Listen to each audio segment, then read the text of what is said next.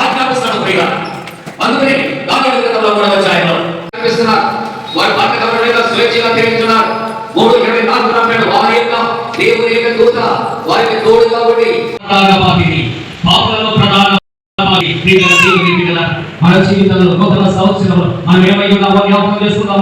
ఎవరైనా నూతన సృష్టి సమస్యలు కూడా నూతనమైన అనే మాటలు ఇక్కడ జ్ఞాపకం చేసుకోవాలైన పదుల సంఖ్యలోనే మరి కొనసాగించబడిన యేసు ప్రభువు కూడా ప్రియుల ఎంత దేవుని కొరకు జీవించాలన్న పాపము శిలువగా చేతులు పెట్టారు.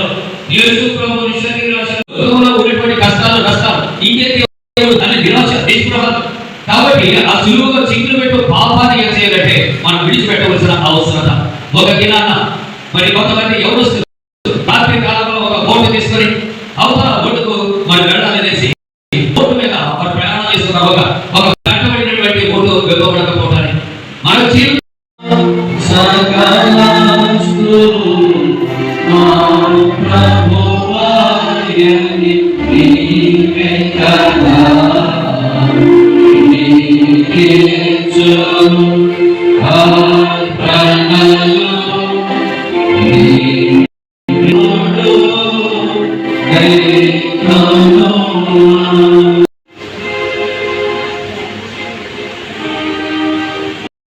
అలాగే సంఘం నడుస్తుంది.